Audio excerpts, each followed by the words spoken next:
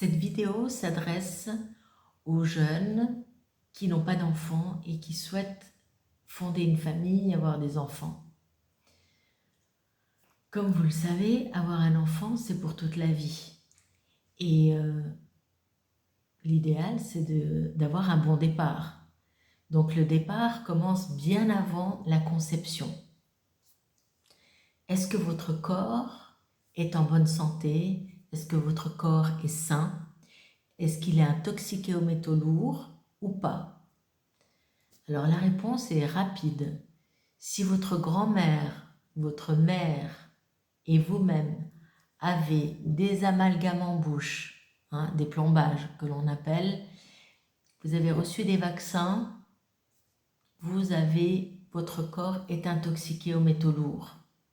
Je vous laisse faire vos recherches. Comment se fait-il qu'il y a tant d'enfants autistes à notre époque? Il y a 30 ans, Autisme Suisse Romande disait qu'il y avait un enfant sur 10 000 naissances. Aujourd'hui, une pédopsychiatre française a dit à une maman qu'il y avait un enfant sur 5 naissances qui était autiste. Je n'ai pas les statistiques concernant le TDAH, parce que le TDAH, quelque part, c'est le premier étage. C'est beaucoup moins grave que l'autisme, mais on ne sait pas comment vont évoluer les métaux lourds dans son organisme. S'il n'est pas TDAH, s'il n'est pas autiste, il se peut que plus tard, en tant qu'adulte, ces métaux lourds, pour X raisons, s'il y a un autre vaccin, si vous allez voyager et puis vous vous dites « Ah bah tiens, je dois faire ce que j'ai fait bêtement en 2012, je vais me faire la fièvre jaune pour pouvoir voyager dans tel ou tel pays », eh bien vous rajoutez des métaux lourds. Dans l'alimentation, il y a des métaux lourds. Il y a de l'aluminium dans les plaquettes de chocolat, dans le thé. Regardez, faites des recherches. Dans les poêles, il y a du téflon. Il y a plein de polluants partout. Si vous ne mangez pas bio, c'est 100% pesticides, herbicides, fongicides, tout ça. Donc pour avoir des enfants en conscience, si vous voyez cette vidéo ou si vous connaissez des jeunes qui n'ont pas encore eu d'enfants, eh bien transférez cette vidéo à ces gens-là. Pourquoi? Parce que leur avenir dépend de la connaissance. Et la connaissance vous libère. C'est de la prévention qu'il faut faire. Donc, la première chose, vous pouvez faire une analyse. Il y a le centre Stellior qui propose plusieurs analyses par le sang, la salive, les selles, les urines. Vous pouvez faire des tests de recherche de métaux lourds. Je sais qu'en France, votre merveilleux gouvernement a interdit certains laboratoires. Moi, j'avais fait faire des analyses par l'intermédiaire de l'association Stellior, que Madame Elke Harod préside, que j'ai connue en 99, qui m'a beaucoup aidée, qui m'a beaucoup enseignée, j'ai beaucoup appris avec elle et je la remercie. On s'est un peu éloigné, voilà, je ne sais pas si elle est déjà depuis très longtemps en retraite, mais je pense qu'elle continue dans son centre Stellior parce que c'est sa passion et je suis devenue comme elle. Ça me passionne de vous informer, de vous guider, de vous encadrer, de vous entourer, de vous coacher, de vous conseiller. Quand on est jeune et sans enfant, bien souvent on a une image du monde très naïve. On pense qu'on est jeune, rien ni personne ne peut nous atteindre. Et pourtant, quand on devient parent, là, la réalité vient. Et lorsque on a une statistique de 1 naissance sur 5 qui bascule dans un problème, en tout cas l'autisme, 1 sur 5, eh bien c'est le choc. Et quand ça vous arrive, c'est comme si vous preniez le TGV en pleine face. parce que c'est pas réversible aussi facilement. On peut atténuer, bien entendu, les comportements. On peut, grâce à l'alimentation au CBD et au patch, et peut-être à d'autres méthodes, mais le CBD est indispensable à la vie, puisque nous avons un système endocannabinoïde.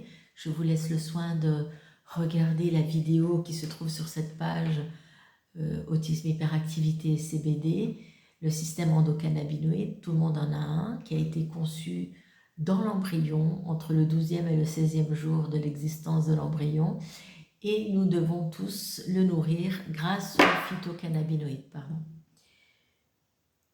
Donc, nous serions dans l'obligation de nourrir notre système endocannabinoïde, à condition qu'on soit au courant, bien entendu, mais comme ce n'est pas enseigné dans les universités, eh bien, il y a très peu de médecins qui sont au courant. Ça commence grâce à, de nouveau, la légalisation du cannabis médical. Hein, on ne parle pas de la fumette, on parle de cannabis thérapeutique, cannabis médical.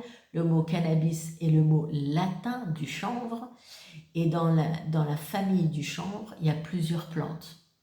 Il y a le cannabis indica, alias marijuana, cannabis sativa. Donc le cannabis indica, sativa, mesure jusqu'à 1 mètre de haut. Il est très touffu, il y a beaucoup de THC et très peu de cannabinoïdes. C'est une plante qui est beaucoup plus facile à travailler que le sativa, qui mesure jusqu'à 6 mètres, qui a beaucoup de terpènes, cannabinoïdes, tout ça, des très très bonnes molécules pour le corps, pour nourrir le corps et pour soigner le corps. Et le problème, c'est qu'il faut des machines très sophistiquées pour extraire l'huile, supprimer le THC de manière naturelle avec le CO2 critique pour ne pas utiliser des produits toxiques comme les solvants, comme l'éthanol et l'alcool. Donc il y a énormément d'arnaques dans le CBD. Le canton de Genève, donc le service cantonal médical, donc le médecin cantonal genevois, a été visiter toutes les pharmacies et tous les magasins bio, les magasins CBD, et ils se sont rendus compte que 85% des produits en vente sont de qualité douteuse. Donc il y en a carrément, c'est du CBD synthétique. Il y en a qui ont beaucoup trop de THC. Donc voilà, il y a vraiment quand même, c'est pas à la portée de tout le monde, alors que tout le monde a testé, a voulu ouvrir sa petite plantation et fabriquer eux-mêmes leur CBD.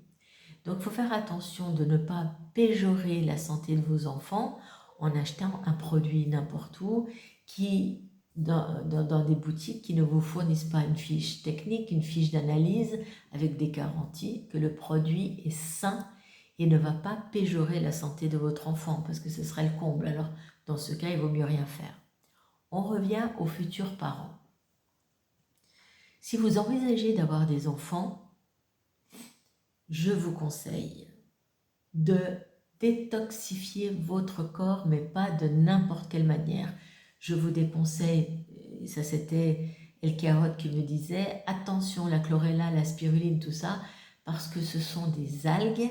Je ne dis pas que c'est mauvais, mais ça peut faire bouger les métaux lourds de votre corps et ils peuvent se poser dans le cerveau et péjorer le comportement. Et ça peut être très très grave. Donc ne faites pas n'importe quoi.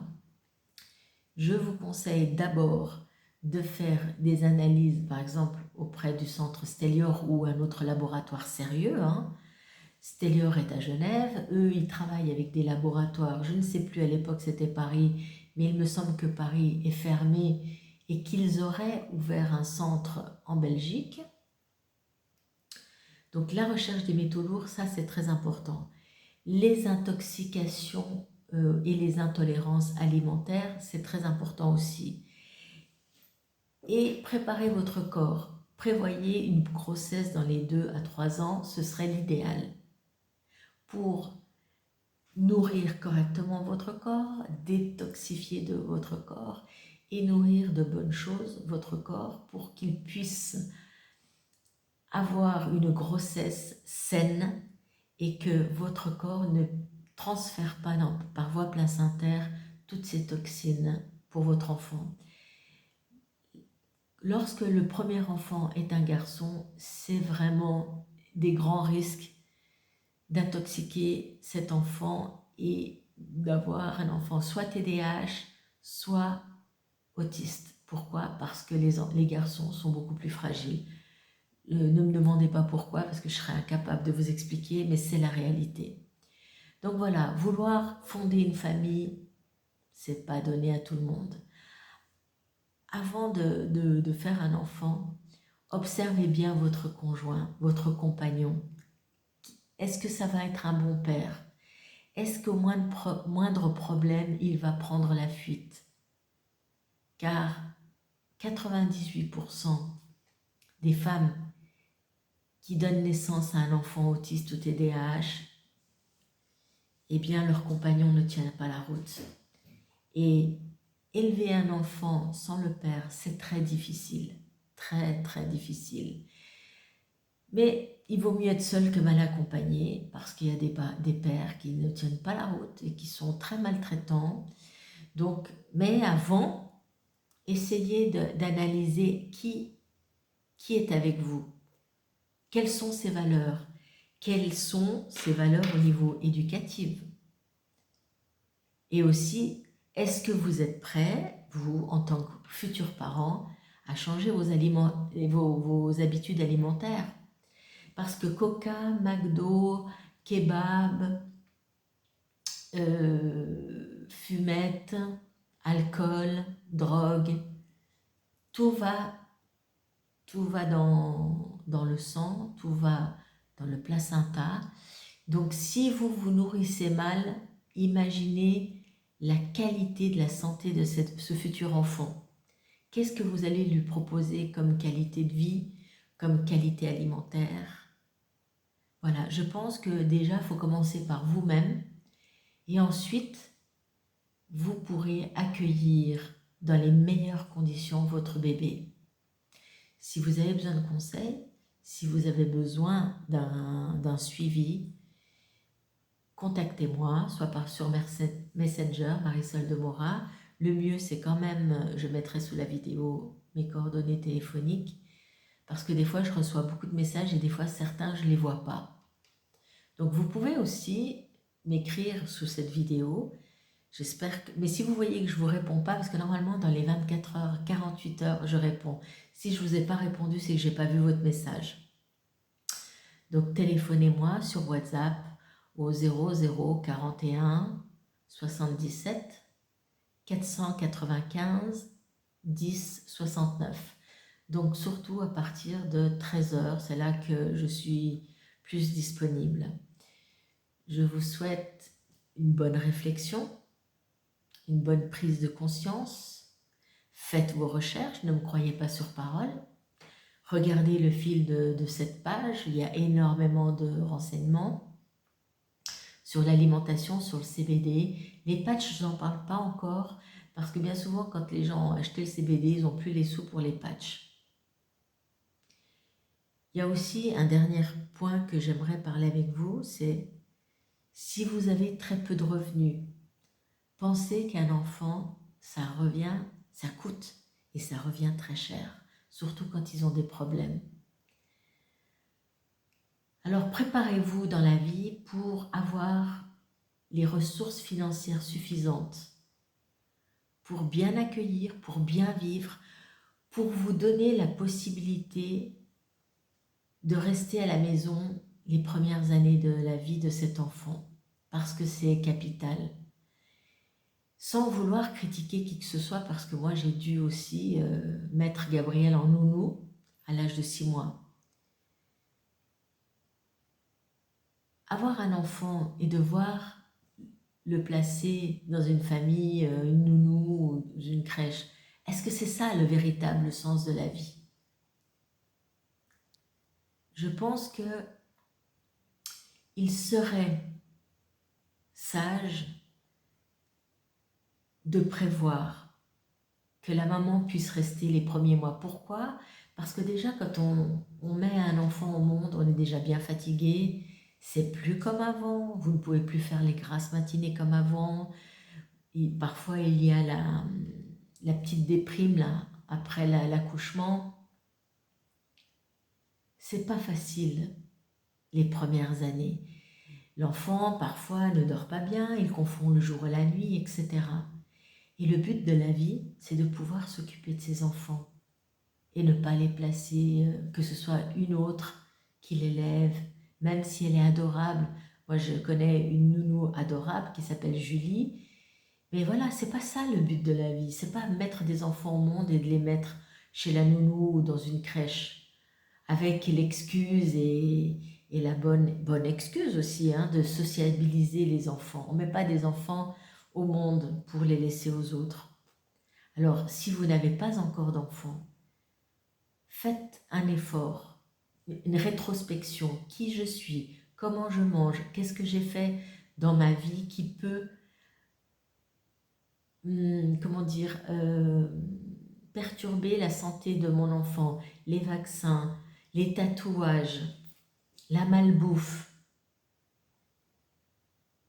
Et on y est tous passés, parce que j'ai fait exactement, j'ai pas fait de tatouage, mais j'ai des vaccins, j'ai des plombages, j'ai mal mangé aussi, j'ai utilisé aussi de l'aluminium, hein. On a mis des pommes de terre dans l'aluminium et on met au four ou au barbecue, et ça c'est hyper toxique, hyper toxique.